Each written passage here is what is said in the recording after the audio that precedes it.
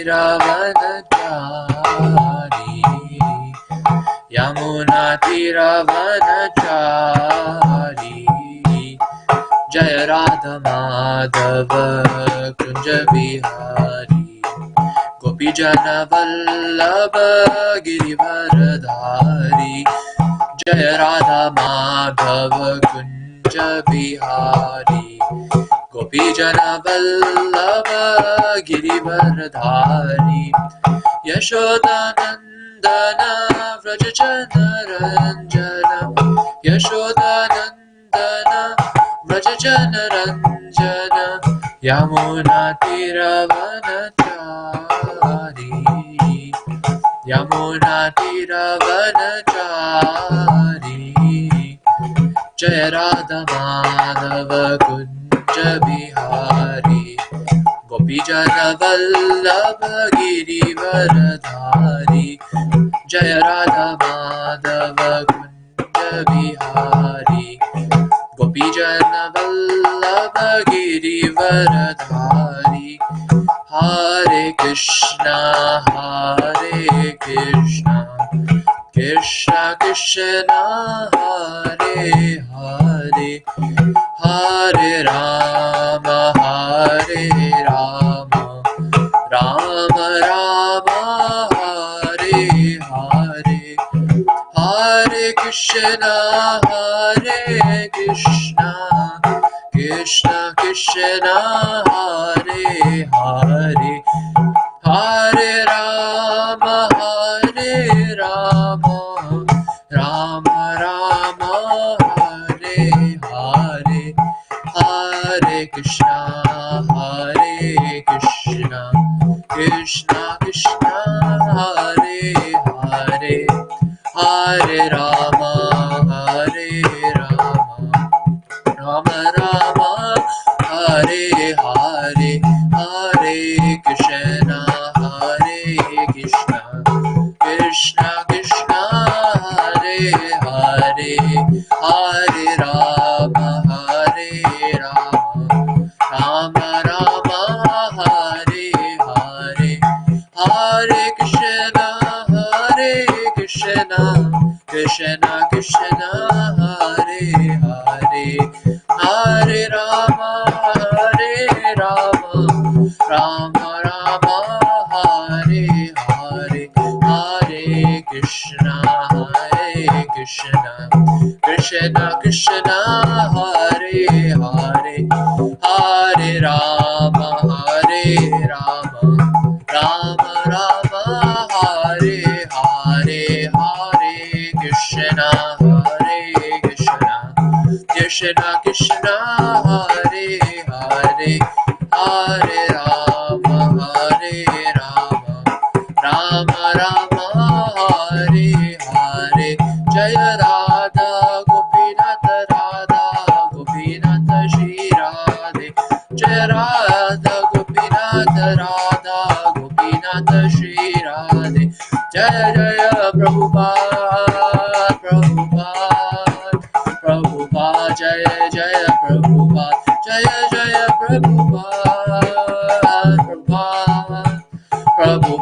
Jaya Jaya Prabhupada Nitai Gaura Hari Bol Nitai Gaura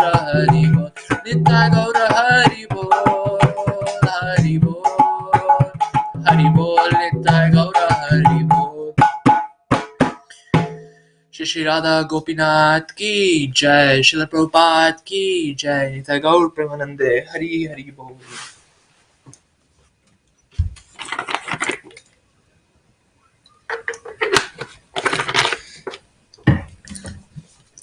Om Namo Bhagavate Vasudevaya Om Namo Bhagavate Vasudevaya Om Namo Bhagavate Vasudevaya Narayanam Namaskritya Naram Chaiva Narottamam Devim Saraswatim Vyasam Tato Jayamudirayet Nashtaprayeshu Bhadreshu Nityam Bhagavata Sevaya Bhagavati Uttamashloke Bhaktir Bhavati Naishtiki Krishnaya Vasudevaya Devaki Nandanaya Cha Nanda Gopakumaraya Govindaya Namo Namaha.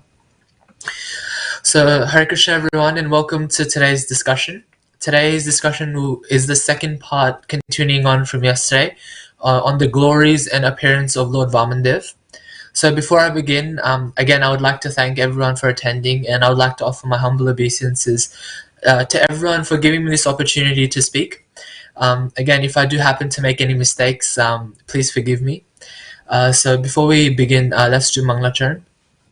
Om Jnanatimirandasya Jnananjanashalakaya Chakshurunmilitam Yena Tasmai Shri Guruve Namaha Shri Chaitanya Manobishtam Stapitam Yena Bhutale Swayam Rupa Kadamayam Dadati Swapadantikam Vandeham Shri Guru Shri Uttapadakamalam Shri Gurun Vaishnavamsha Shri Rupam Sagrajatam Sagna Raghunatanvitam Tam Sajivam Sadvaitam Savadutam Parijana Sahitam Krishna Chaitanya Devam Shri Radha Krishna Pada Sagna Lalita Shri Vishakhanvitamscha He Krishna Karuna Sindhu Dinabandhu Jagatpate Gopesha Gopika Kanta Radha Kanta Namostute Tapta Kanchana Gaurangi Radhe Vrindavaneshwari Vrishabhanusute Devi Pranamami Haripriye Vanchakalpatrobhyascha Kripa Sindhu Bhayevacha Patitanam Pavalebhyo Vaishnavebhyo Namo Namaha Jai Shri Krishna Chaitanya Prabhu Nityananda Shri Advaita Gadadara Shivasadi Gaura Bhakta Vrinda Hare Krishna Krishna Krishna Hare Hare Hare Rama Rama Rama Hare Hare Bhuter matpir yahima puro vibhu nirmaya shaite yadamushu purusha Bhungte gunansho dashatmaka sholam krishishta bhagavan vachamsi me Shri Krishna sharanagatam Katha amritam satata pibatam Bhakti Vedanta Marga Panthanam Sarvaloka Rishi Deva Janna Prasannam Sarvaloka Rishi Deva Janna Prasannam. So again, welcome everyone, and Hare Krishna. So today, again, we'll be discussing the pastimes and glories of the Bali Maharaj and Vaman pastime. So we are at the stage in the Gatha where Lord Vaman has asked for the 3 steps of land, and Bali Maharaj has responded, even though his Guru Maharaj Shukracharya is outraged with what is happening in that current situation. So sometimes as humans, we're always put in a situation where we have to make decisions with one another. And sometimes that decision will either offend one person and the other person will be happy, or that person will get offended and the other person will be happy. So sometimes we have no choice but to offend someone to get a decision to be made. So we can imagine the dilemma that Bali Maharaj is in at that stage. He's in a predicament where at that stage, anyone in that sort of scenario would have committed suicide, or he would have had the option to commit. But outside of that alternative, he had 2 options. He could either offend Vishnu by lying to him, or he could offend his guru by disobeying his instruction. And that situation as a whole is such a difficult situation to be in. His guru Shukracharya, he was outraged. He said that if you defy my order, then I'll curse you. You will lose everything. But Bali Maharaj, in his heart, it was full of bliss. He had no fear because he knew that what he was doing, it was truthful. He was doing it in a truthful manner. He knew that what he was doing, it was the right thing, and therefore he had no fear for any sort of consequences that he had, because he knew what he was doing was right. That, as a whole, is a definition of integrity. So Bali Maharaj was a man with exemplary integrity. Therefore, he is one of the Mahajans. To be honest, to do the right thing, sometimes we risk losing a lot more. But Bali Maharaj, this is the sort of integrity that Bali Maharaj shows. He had no fear. He was willing to lose everything. He was willing to accept any reaction to do with what was right, and what he would do was to speak what was right. So this is like the identity. This is the identity of a Vaishnava. So he said, yes, take your 3 steps. And before this actually happened, before just when Vamandev actually asked for the 3 steps, Bali Maharaj was actually very amazed. He said, he was thinking to himself, why only 3 steps? I am the king of the universe. I can give you anything. You are only a dwarf. Your 3 steps are already so tiny. One of my steps can cover 3 of your steps. So the amount of land that you're asking for is nothing for me. I can give you islands. I can give you so much tremendous wealth. I can give you so much property. I can give you whatever you want. So then he gave Vamandev an option. He said, why only 3 steps? You can ask for something more. So Vamandev said that actually you have conquered the whole world, but in your mind you are not satisfied. I have nothing. I am just a little dwarf with nothing, but I am satisfied. So therefore happiness is within. If you're not happy in your heart, then you can't be happy with anything that we gain in this whole universe. As I was saying yesterday, we are always looking for small material like things that I want this car, I want this, that. But here Vamandev, as we can see, he has said that you can have everything in the whole universe, but you still won't be happy. And if you're happy within, then you have the will to be happy. So happiness is within the heart. And like I said, Vamdev is saying this to Bali Maharaj. And he said to Bali Maharaj, I don't need anything what you give me. Just give me these 3 steps. So Bali Maharaj said, okay, yes, take your 3 steps. So Vamdev, he expanded himself into a universal form. He was so big. He manifested a beautiful golden helmet, and his body just covered all directions. His first step, he took 1 step that covered the lowest part of the universe all the way to the middle planetary system. Then he took his 2nd step, which walked right over to the border of the universe. His foot, actually it is said, it went right by Swargaloka, Janakloka, Maharloka, Tapaloka, up to Brahmaloka and beyond. Meanwhile, at this point, as this Leela was happening, Lord Brahma was worshipping at the lotus feet of Vamandev, and Jaman was doing pujas and circumambulating the lotus feet. It was an incredible moment that was happening. It was like a magnificent, the part in a movie which is the most interesting. You wait the whole movie just for that one section that you're there to watch. This was that part that everyone wanted to watch. Now, and his 2nd step, it is said that it was so high that it actually reached the end of the universe, above Brahmaloka, and his toe, it pierced the covering of the universe. Now, as that, there was a little piece there, a drop of water from the causal ocean actually came from that crack caused by the toe piercing. Now, the water came out of the crack, and then it fell onto his feet. Now, then the water which fell onto the feet, it is described in Bhagavatam that different demigods actually came down in their flower airplanes with little pots to get this Chanamrita. They brought it back to the heavenly planets. And this was actually the origin of Ganga Devi. So on the Karna ocean, the ocean in which the Lord is laying, the water entered into the universe and washed the feet of Lord Vamandev.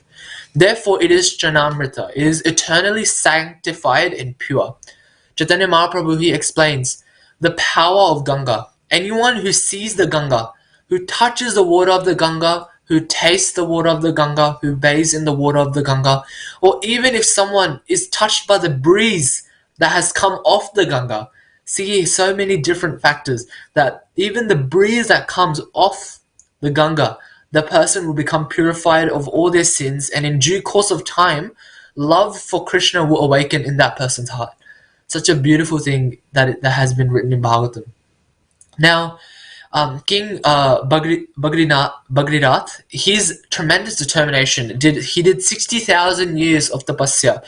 He performed to bring Ganga from the heavenly worlds to Gangotri in the Himalayas.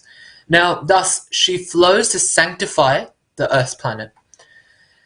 Now, so he already covered the whole entire universe with 2 steps. Now, as Bali Maharaj had promised, he promised 3 steps. Now, but Bali Maharaj was watching all of this in complete ecstasy. He was in bliss because he understood that the substance of his integrity, his grandfather, Prahlad Maharaj, he was following in the footsteps. So when this happened, Vamandev covered with his 2 steps, covered the whole entire universe. So at this point, there's nothing else to cover. So it is said that at that point, Garuda, understanding that Bali Maharaj actually lied and that he didn't keep his promise of giving 3 steps, he because the 2 steps had already been taken, where would the 3rd step be taken? He has nothing else to give. Now, such a predicament Bali Maharaj was in once again, that firstly he was truthful, and he accepted the curse from Shukracharya. He accepted the risk of losing everything just to remain truthful. And then after all of that, the Lord made him so that he couldn't be truthful. The word that he said, the word that he had given, couldn't be fulfilled.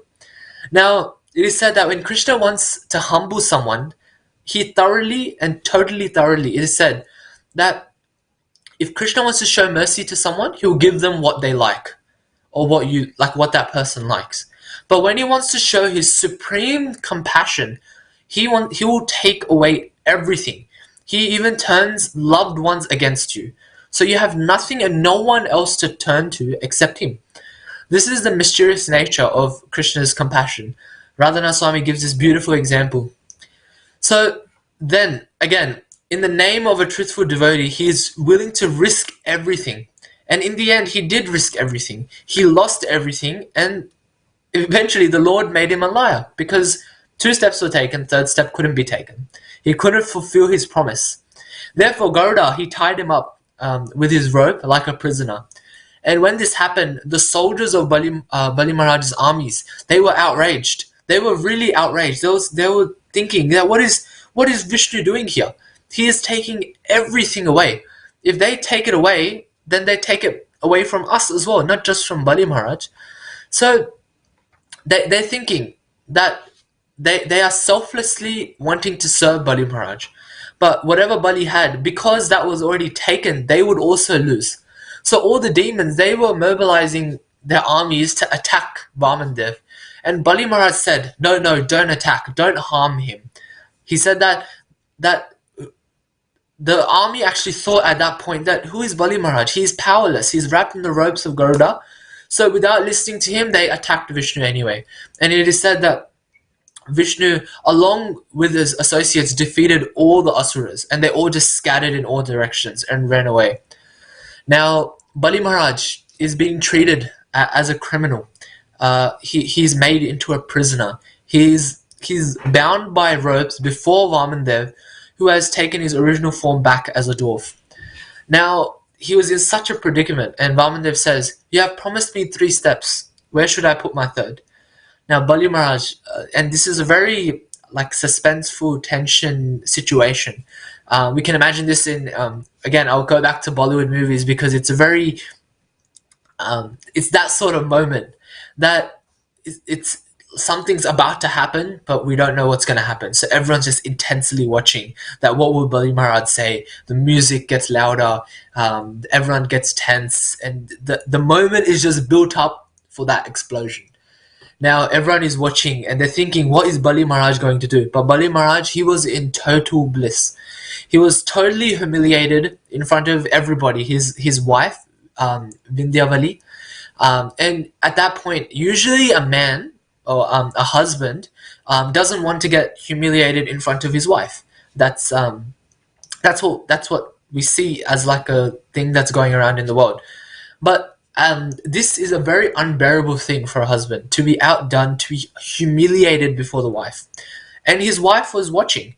and all of his armies, all of his relatives, everybody around is just seeing that the great king of the universe, Maharaj, King Bali, he has become an insignificant beggar. He's imprisoned and there's nothing left. Now, he was happy. Like, this is a surprising thing.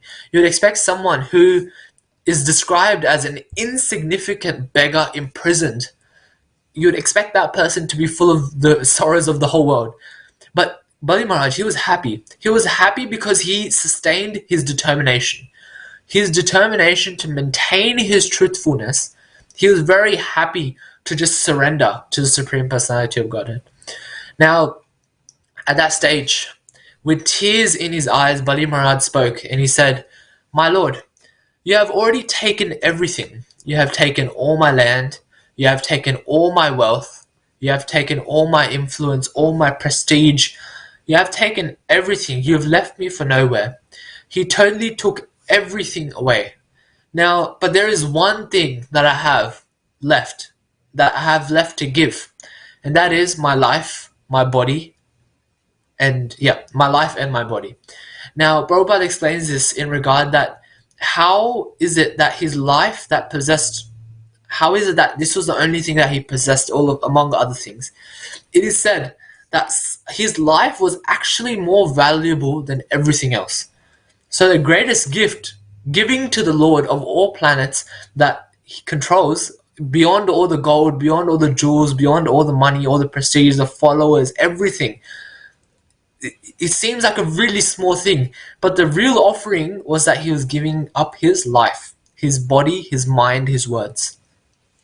So Bali Maharaj, with very great determination, like this sort of determination, we can say as much as we want, oh, if the moment happens, I'll give my life up. But that sort of determination, to have that sort of, the prem for God, the Krishna prem, to have that sort of determination is very, very hard to achieve. Yet, Bali Maharaj is here with his great determination. His heart is filled with pure devotion, and he responded to these words by saying, "My Lord, you may place your third step on the top of my head. I surrender everything to you, my very life, everything to you." So at that point, it is said that Prahlad Maharaj was so happy. He appeared and he was praising all the good qualities of the Supreme Personality of Godhead, who is so merciful that he took everything away. Now, the very contradictory statement that it sounds, that the Lord is so merciful that he took everything away. When we think of the Lord being so merciful, it means, oh, he gave me a new car, he gave me a new job, gave me a wife, gave me this, gave me that. But the fact is, the Supreme Personality of Godhead being merciful means that he's taking everything away, taking all the distractions with him. Now, at that point, Prahlad Maharaj's prayers are very important. He's praising, he's saying, the Lord is the most merciful, the most attractive, the ultimate friend of everyone, because he has taken everything away. So, at this stage, we see that Bali Maharaj has given up the most important thing. Initially, we saw, and we see examples of this, where the wealth, the jewels, the property, that is considered very, very high status, valuable things. Especially nowadays and age, you see property prices in Sydney. It's very important. The property is the most important thing ever. No, it's not. Of course, Bali Maharaj had something more important to give, and it's that more important thing, more important than that property, more important than those jewels, that gold, the money, the whole land, owning everything in the universe, being the owner of everything, was the fact that he gave his own life. Now that's a very beautiful point. Now this concludes the pastime of Lord Vaman and Bali Maharaj, a very beautiful pastime, and we'll move on to continuing on from yesterday, the 5 lessons we went on through yesterday. We'll recap those, and then I'm going to introduce another 5 lessons that we can get from this very beautiful set of pastime.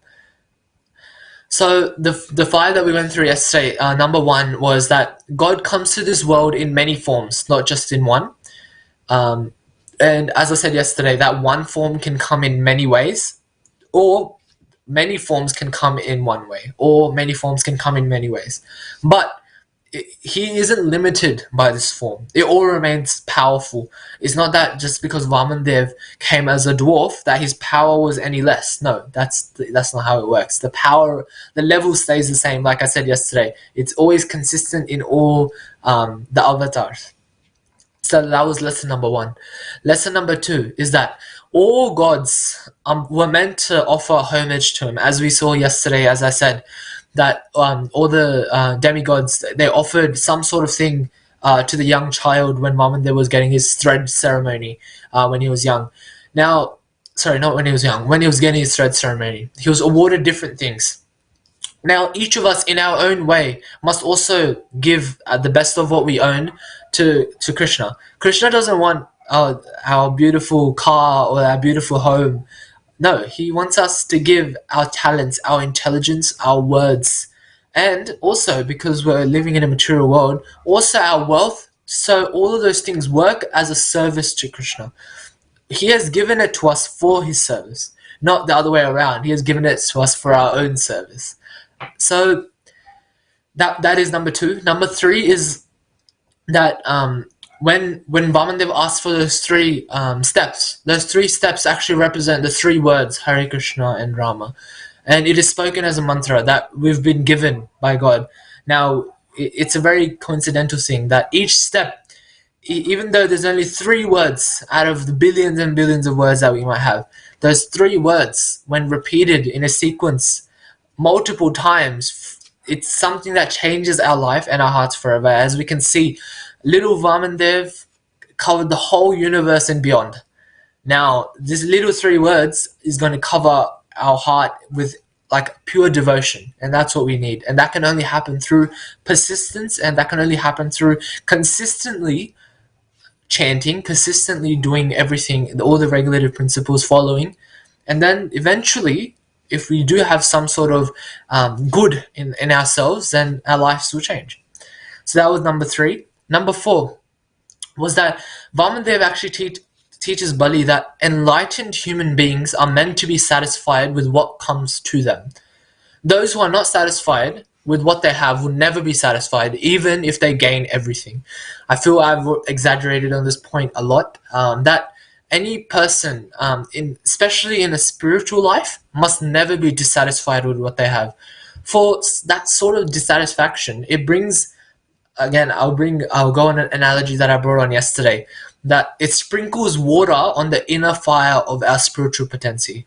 The potency is there, but the fact that we are dissatisfied with what we have, it starts to sprinkle that water on top, and eventually that fire just diminishes. So we shouldn't give it that option. We shouldn't have that option of sprinkling water. Instead, we put in more wood, we put in more ghee or whatever to get the fire to keep on going. And how do we do that? That's through our chanting. That's through our associating with devotees, eating prasadam, all that.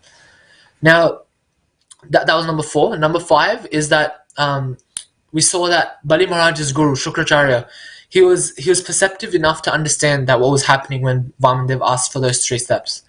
Now, he counseled the king, and the king denied the request, even though Shukracharya knew that that was Vishnu himself. That suggests to us that Shukracharya was an atheist, even though he learned all the Vedas.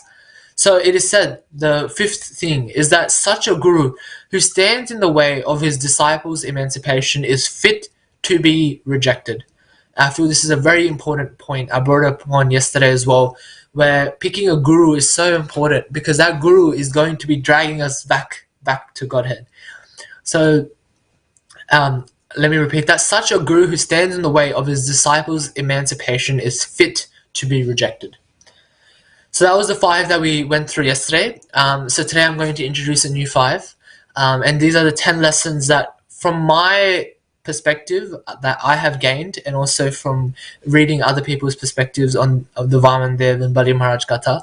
These are the 10 lessons that I feel are the most important. Now, so number 6. So Bali Maharaj, he turns to his guru and says that telling lies or not keeping a promise is considered a sinful act. And he explains that Mother Earth once said that I can not bear a person who is a liar on this earth. Therefore, a person living according to dharma must scrumptiously avoid lying. So we see Sukadev Goswami in Srimad Bhagavatam, Canto 12, chapter 2, verse 1. He says that religion, truthfulness, cleanliness, tolerance, mercy, duration of life, physical strength, and memory will all diminish day by day because of the powerful influence of the age of Kali.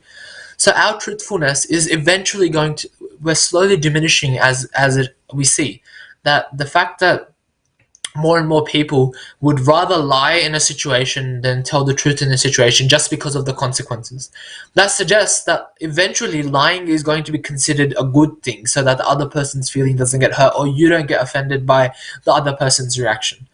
So we see religion, truthfulness, cleanliness, tolerance, mercy, duration of life, physical strength, all these things, memory, all these things are slowly diminishing. We've seen duration of life before. In the olden days, people used to live for so many hundreds and hundreds of years. Eventually, now we're down to the oldest person was, I think, 120. Now we see people dying in 90s, hundreds, people dying now in their 60s, 50s. The life expectancy is lowering. People's physical strength is getting smaller and smaller compared to what it was years and years ago. Cleanliness is reducing due to stuff happening around the world. Truthfulness, religion as a whole is fully neglected nowadays. As we think about it, there's more atheists in the world than there are people who actually follow a religion, and that is because there's no proper way of indicating what it actually suggests. Now, all these things we see, like I said, Sukadev Goswami says, eventually they will all diminish, and truthfulness is one of them. Next, in Parikshit Maharaj in Srimad Bhagavatam, Canto 1, Chapter 17, verse 24, he says, in the age of Satya, your 4 legs were established by the 4 principles of austerity, cleanliness, mercy, and truthfulness. But it appears that 3 of your legs are broken due to rampant irreligion in the form of pride, lust for women, and intoxication. Parikshit Maharaj in the next verse, he says, you are standing on one leg only, which is truthfulness, and you are somehow or the other hobbling along. But quarrel personified, which is Kali Yuga, flourishing by deceit, is also trying to destroy that leg. And we see the one thing that holds some sort of importance in this Kali Yuga is our truthfulness, because someone who speaks the truth is considered to be a good person. That's how we determine who's a good and bad person, depending on how much they lie or how much they don't lie. Now, these things eventually are diminishing. That's the only thing left on the 4 things of austerity, cleanliness, mercy, and truthfulness. So these are the 4, and only truthfulness is left. The other 3 have diminished. So we see the importance of truthfulness in our day-to-day life, that even the moments that we have where we can tell that little white lie, or that lie which is helping someone else, or we're just trying to remove ourselves from confrontation from another person. But that's still adding on. All those lies, the little lies, day-to-day lies, they all keep adding on. And eventually our bill is going to be massive. So it is said that out of these 4, we've only got 1 left, truthfulness. So if we consider to make that our life's goal, that to always remain truthful, that is a start to what we're trying to achieve. So this was number 6. Number 7, he explains that the opportunity to give charity to a qualified saintly person is very rare. It must be regarded as a time of loss, but as a moment when auspiciousness is drawn towards the giver. This is a very beautiful point, where auspiciousness is drawn towards the giver. If someone comes to you and is requesting charity, or you are given the opportunity to perform charity in any way, don't think of that as, oh, I'm giving money, or I'm giving my time, I'm giving this, I'm giving that. It is rather that we are drawing that auspiciousness towards us. The fact that we are giving instead of receiving. It is said, when we give, we don't lose. Rather, God and the universe gives us even more in return. So we see that not only is Krishna supplying, he is begging. As Vaman Dev, he became a beggar before Bali Maharaj. Bali Maharaj had conquered everything, including all the heavenly planets, and all the demigods were very much scared of the situation that was happening. So Krishna, as Vamandev, went to Bali Maharaj as a beggar, and he said, Maharaj, you are very charitable, please give me these 3 steps. And as we know the story, as I've said, Krishna, he is the maintainer of everyone, and he takes part as a beggar. He isn't a beggar, but he takes his part. He begs to benefit the charitable. Whoever gives charity is benefited.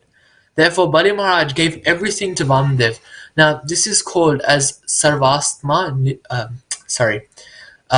This is called as offering everything to the Lord. It is Atma Nivedanam. So this is giving everything, including your Atma, which is your soul.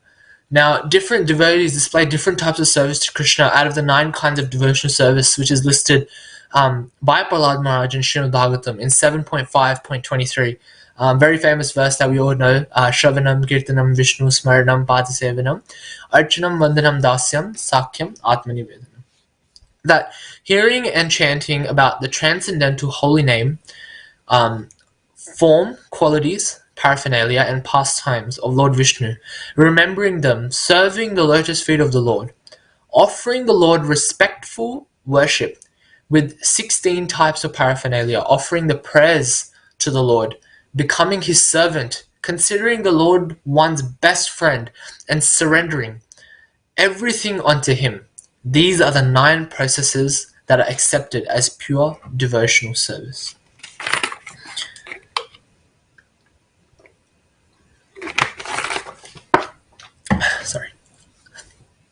So Bali Maharaj, he cultivated this Atma Nivedanam, giving everything to Krishna, whatever he had. So we see in Bhagavad Gita 9.7, Krishna says, Yad karoshi yad asnasi, yad juhoshi dadasi yad tapasya sikonteya, tat kurushva madarpanam. That whatever you do, whatever you eat, whatever you offer or give away, and whatever austerities you perform, O son of Kunti, as an offering to me. Everyone has some disposition in which they have to give charity. When we're all all the businessmen, they all have a separate fund for charity. And to give charity in a natural inclination is for everyone. Now, Krishna says, if you're inclined to give charity, better to give it to me. So here is a chance that, through the Krishna conscious movement, it says everyone should dedicate his life, and someone should dedicate his life, and someone should give charity to his best capacity. Praner arther divya vacha, that someone should dedicate his life. If he has no possibility of dedicating his life or giving in charity, then he can give his intelligence, and ultimately all he needs to give is his words. So this in ISKCON, or this Krishna conscious movement, is very important, because somebody should dedicate their life, dedicate their wealth, dedicate their intelligence, their words, because this is the only place you can do it. Suppose someone cannot dedicate their life or has no money, then he can give his intelligence some sort of use by suggesting that if you go to such a person, or if you do such this, then you are pushing yourself to perform better. This is also a kind of service, intelligence. And if he has no money, no intelligence, and cannot dedicate his life, then he can give his words. How can he give his words? By repeating Krishna's words. By Krishna says in Bhagavad Gita 18.66, Sarva dharma prityaja mamekam sharanam vraja aham tvam sarva papebhyo mokshashyami masuchaha. That abandon all varieties of religion and just surrender unto me. I shall deliver you from all sinful reactions. Do not fear. You can say to someone, I have come to you, sir, to tell you that you should surrender to Krishna. Please surrender to Krishna. We can serve everyone and benefit ourselves by contributing in some way to the Krishna conscious movement, the life-giving movement for human society, as Prabhupada used to say. In in Bhagavad Gita it says, Eta vrajanma phalayam dehinam deha dehishu praner ater divya vacha shreya acharanam sada. That it is the duty of every living being to perform welfare activities for the benefit of others. With his life, with his wealth, with his intelligence, with his words, yeah, we perform welfare activities through all those things. This is in Srimad Bhagavatam, actually, sorry, 10.22.35. There are, as we know, there are many embodied souls in this 8.4 million, something like that, species of life. And out of them, persons who follow civilized ways of life, especially those who follow Vedic regulations, are called Aryans. The human form is obtained after an evolutionary process that takes many, many years. And as we know, getting a human form of life isn't the easiest thing to get. Like, it's not something that is just given out. It is something which is dealt with, which is something which is given to us after many, many, many, many births before. And the fact that we've been giving this is like a lottery ticket. We've been given a lottery ticket, and it's our our chance to get something. We can either go up to the ticket office and get some sort of reward back, or we can just throw the ticket away. Most of us, what we do is throw the ticket away because it's probably not going to be that much money, or we didn't win money at all. But let's say everyone in the world gets a lottery ticket. Everyone in the world, like all the devotees, we all have a lottery ticket. The fact that we're followers of Vedic regulations, we all have that lottery ticket. Now, if that lottery ticket, we go to the ticket master, depends on how much austerity we do, depends on how much money we get or where we end up. It's an analogy that, let's say I'm not doing the best stuff, $100. But if the grand prize of Krishna Prem, the grand prize of getting up to going back home, back to Godhead, is that $10 million prize jackpot at the end. And only limited amount of people get that because not many people want to dedicate their whole life to this.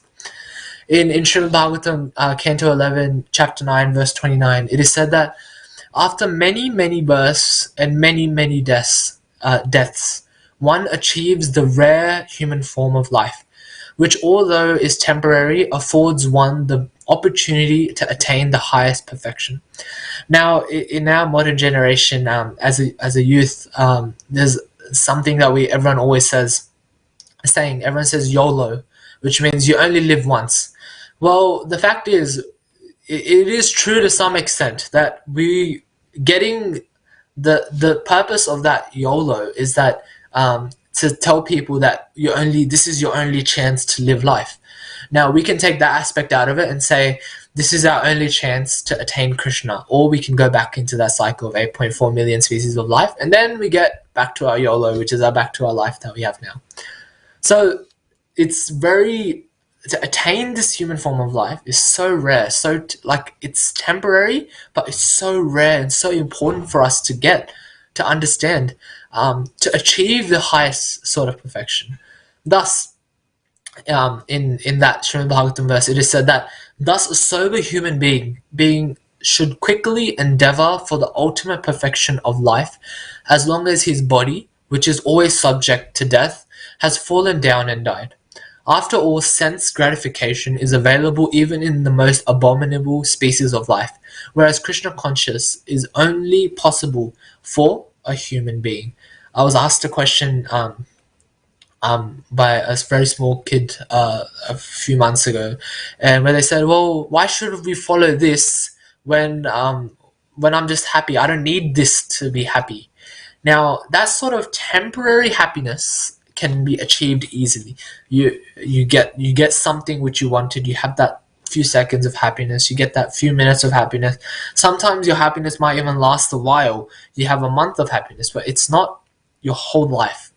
The happiness doesn't fully continue on forever. And thus, if you want that, because after this life, just because we had a few minutes of happiness, it's a very, I find that a very stupid thing, that just because of that few minutes of happiness, we would rather die and go through this 8.4 million species of life and then come back to Earth just for those few minutes of happiness. I found that very, very stupid. But in saying that, that's a lot of people's perception, that I would rather come back and just keep rotating. But they don't understand that following this sort of Krishna conscious process, this Krishna conscious movement, gives them that one-way ticket just up and away. That you can go to Krishna and never have to come back to this miserable, full world, which just only gives pain.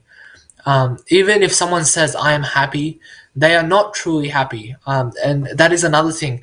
A lot of people say that, oh, why do you need religion? I'm always happy. Look at me. Have you ever seen me sad? Now that person is probably the most depressed person, because he is not agreeing with his own feelings, his own senses, that I am in pain, I am in sadness. No, he thinks I'm always happy. Now that person is someone we need to help. Now, so whereas it is said that Krishna conscious is the only way possible for a human being.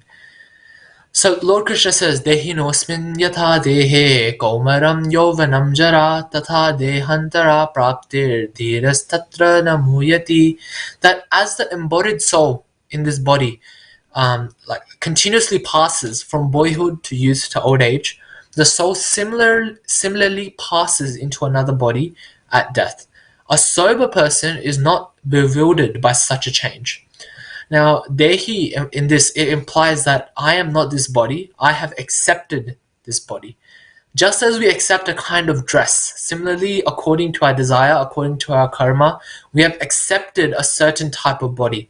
And according to that body, we are subjected to different types of pains and pleasures. Now, words involve no expenditure, or you can say just please chant Hare Krishna. I think that is a lot easier than that, and there is no expenditure, there is no loss. And just by chanting this beautiful mantra of Hare Krishna, Krishna Krishna, Hare Ram, Ram Ram, Hare Hare. I was listening to a class by a Prabhuji. I can't remember his name at the moment, but a young lady asked a question where she said that so how do you know that I will be passing to another body, or how do you know that I'll be going from this body to that body? He said, well, you need to have your spirit soul needs to be purified in order for you to tell what you're going to be doing in your next life. It's said in Bhagavatam where it says that whatever you are thinking about, whatever you are contemplating on in your last moment of life is your next life's form. Now, that can either be Krishna, or that can be any other material thing, any other material feeling, any other material object that you have contemplated on for your whole life, or the most important thing in your whole life, and then that will follow on to your next life. Now, she said, well, do you have any proof for that? Do you have anything for that? And it was very funny what that Prabhuji said. He said, well, the only proof you can have is if you start following this process, then you can see for yourself. Now, indirectly, that Prabhuji is saying, follow this Krishna conscious process, and eventually you'll see what happens. If it happens, it happens. If it doesn't happen, it doesn't happen. I remember Prabhupada was asked, well, what if Krishna doesn't even exist? You do all this sadhana, all this stuff for Krishna. You live such a pious life with no fun at all, and you die and you find out there's no Krishna. Well, Prabhupada says, well, I lived a life where I've done everything according to regulation. I lived a life where I have been chanting, I have been concentrating on a superior being. I haven't done anything wrong, and I'm doing everything according to scriptures that has been written. So even if Krishna doesn't exist, I've lived a thorough and beautiful life. I haven't done anything wrong. Whereas, now Prabhupada actually flipped the question to the person asking. He said, let's say, now you live your life without even saying Krishna's names, without even saying anything. Now let's say that you die and you find out Krishna exists. Well, you're done for. Your whole saying that God doesn't exist or Krishna doesn't exist, it's just done. Because now, from my perspective, even if he doesn't exist, if he does exist, I'm in the safe. But you're not doing anything that is regulated. So it's going to be like a pass-fail. It's either there or it's not. So I felt this is a very important point, that verse that I just said from Bhagavad Gita, Dehi no smin yatha dehe kaumaram yovanam jara tatha dehantara praptir dhira satra namuyati. Dehi implies that I am not this body, but I am this accepted body. So as I've said, just by chanting Hare Krishna, there is no expenditure, there is no loss, and we have accepted that this is just a dress. This skin is just a dress. It's very peelable. You can take it off for your next life and put on another dress. It's just a temporary. It's like a pit stop for us. Now we can either from this pit stop fill petrol and go to our destination, or we can just sit here and just enjoy the drinks from the petrol station and just stay there forever. And that's temporary happiness, or we can fill up the petrol and go to our destination and get that eternal happiness. So this was point number 7. Point number 8 is that Shukracharya, he cursed his own disciple. He thus revealed that the actual relationship that sometimes exists between an official priest and a member of faith can sometimes go in that sort of direction. Point number 9 is that Vaman Dev, he responds to Bali Maharaj's promise by expanding his size. So although God may appear as a child, he is the oldest of the old. He is the immeasurably the largest of the large beings, and he is the most powerful of all. Now this lesson is later learned by Lord Brahma, who tested the Lord's powers when he appeared as child Krishna.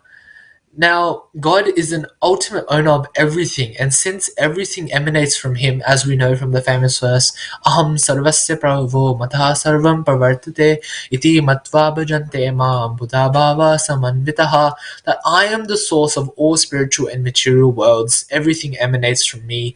The wise who know this perfectly engage in my devotional service and worship me with all their hearts.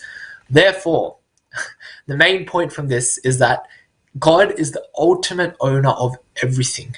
So thus, instead of thinking that if he exists, if he doesn't exist, if we just follow this process of Krishna consciousness, very, like I said before, there's no loss, there's no gain from just chanting God's names.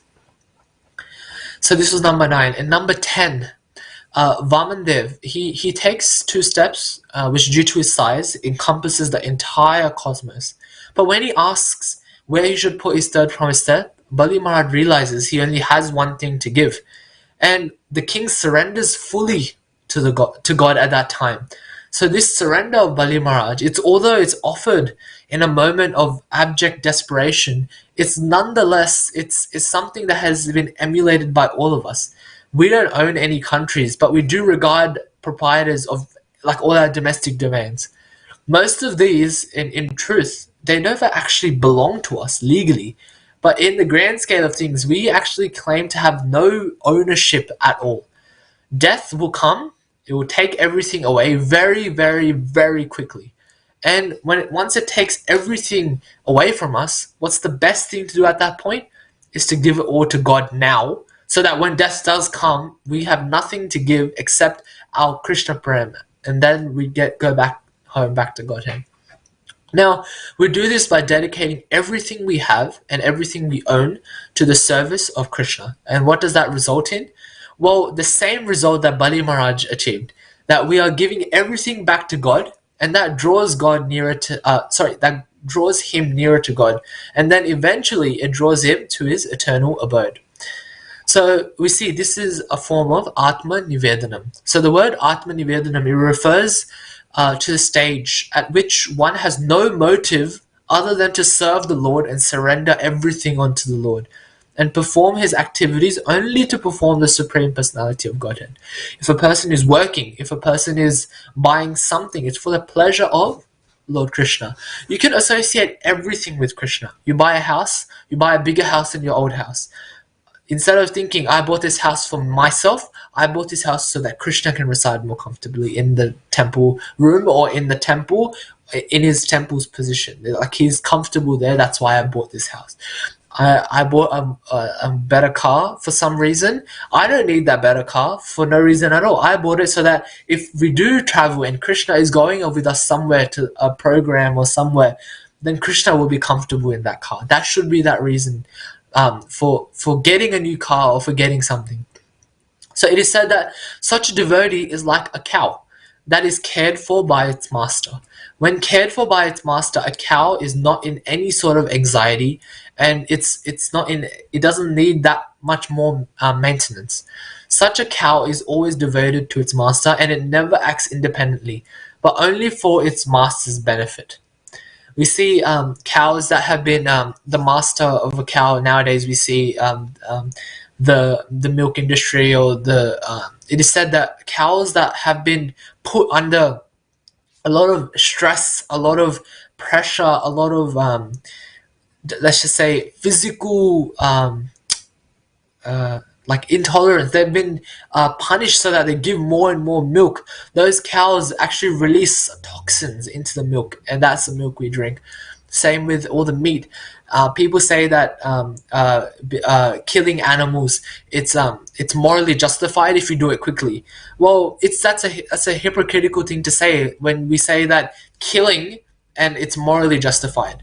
They just don't go together, because you can it's killing something means you're taking away its right to live, and that is not morally justified.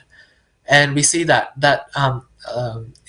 the we see this movement of killing animals is slowly reducing. The rise of veganism, the rise of vegetarianism, is increasing more because people see that animals shouldn't be killed for that purpose. Now, such a cow, like I said, the analogy of the cow, is always devoted to the master and never acts independently, only for the master's benefit. Now, some devotees therefore consider dedication of the body to the Lord as Atmanivedanam. And as it's stated in the book known as Bhakti Viveka, sometimes dedication of the soul to the Lord is called Atmanivedanam. And the best examples of Atmanivedanam are found in Bali Maharaj, is found in Amrish Maharaj, and Atmanivedanam is also found in behavior of Rukmini Devi at Dwarka. In Srimad Bhagavatam 7.5.23 to 24, it said, one should surrender to the Lord as much as an animal purchased from the market surrenders to its master. Such an animal never thinks of his maintenance, because he knows that his master will look after him. A soul totally surrendered to the Supreme Lord is similarly never anxious for his maintenance. And it is said, so a soul, I'll repeat this, with a very important point, that a soul totally surrendered to the Supreme Personality of Godhead is similarly never anxious for his maintenance. And it is said that there are 6 divisions of surrender, and I'll finish on this point, that accepting those things that are favorable for devotional service, rejecting unfavorable things, the conviction that Krishna will give protection, accepting the Lord as one's guardian or master, and full self-surrender and humility. These are the 6 divisions of surrender, and these are listed in Srimad Bhagavatam 7.5.23-24, and also in Hari Bhakti Vilas 11.417. Very beautifully written. So this is the end of our discussion today on Vaman Dev and Bali Maharaj. So I would like to thank everyone for coming and listening. I hope out of the 2 days that I've spoken, that even if you understand one point or just anything, or just happy to listen to this katha, then that has the purpose of this has been fulfilled. So I would like to thank everyone once again for joining. And if I did happen to make any mistakes, please forgive me. So thank you once again. Srimad Bhagavatam ki jai, Shri Radha Gopinath ki jai, Srila Prabhupada ki jai, Nitai Gaur Premanande, Hari Hari Bol. Thank you everyone. Thank you.